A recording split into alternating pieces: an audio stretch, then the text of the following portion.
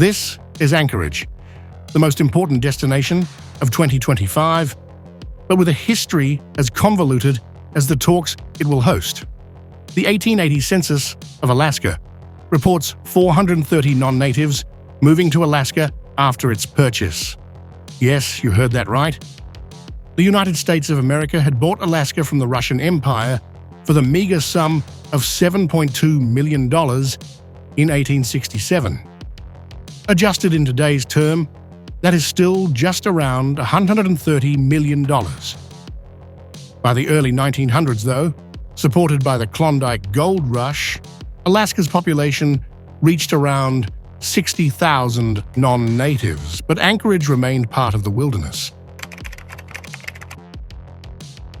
It was only in 1915 that Anchorage stepped into the modern age when the U.S. Congress authorized the only federally constructed railway line of America.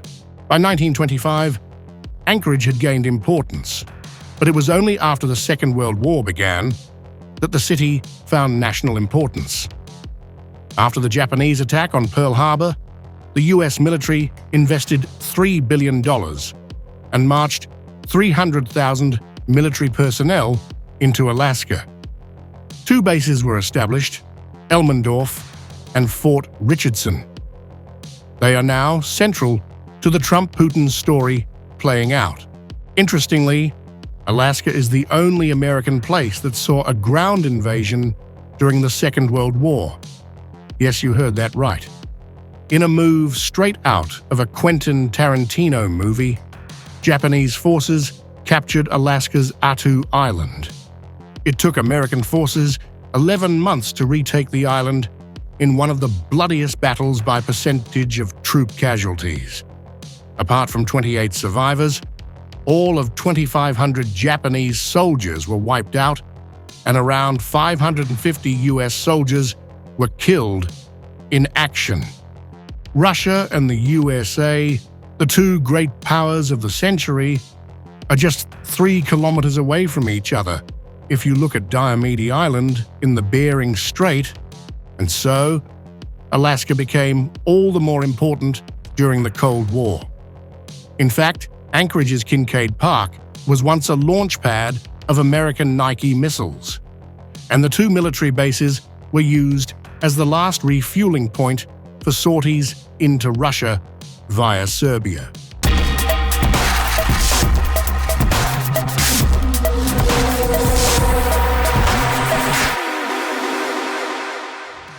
Now coming back to the much talked about meeting of 2025, Alaska has been chosen as the destination for what could possibly be the most consequential meeting of this decade.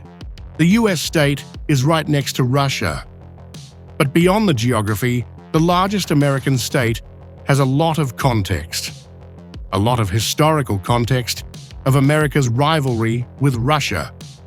In the 18th century, Siberian fur traders were among the first travelers to have visited Alaska on record. Even today, the Russian influence is clear, including in Anchorage, where the Titans will meet. Ukraine is praying, and so is the Russian Orthodox Church in the Alaskan capital. We hope for sustained peace. We hope for a ceasefire. We hope for an exchange of captives. We hope for the rebuilding of part of a world that's really been broken by war, by tragedy, by death, and by, of course, deep resentment and hatred and anger. The irony must not have been lost on both parties when Trump and Putin agreed to meet in Anchorage.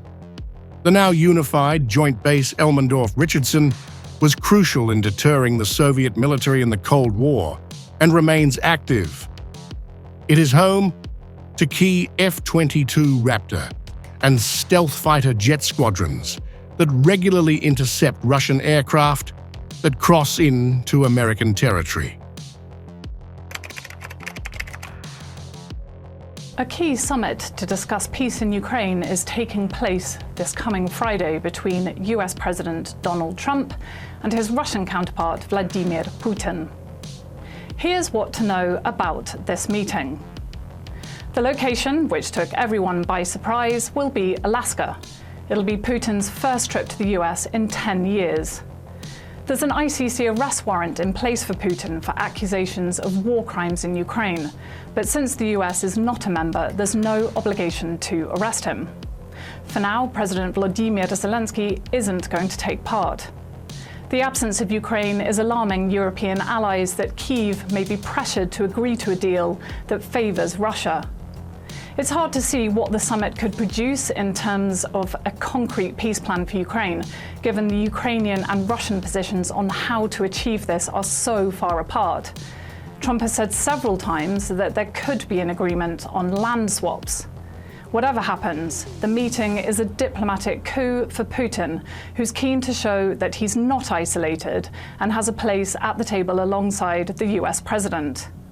For his part, Donald Trump said he would know within moments whether a deal can be made to end the fighting in Ukraine or whether it would be time for him to walk away.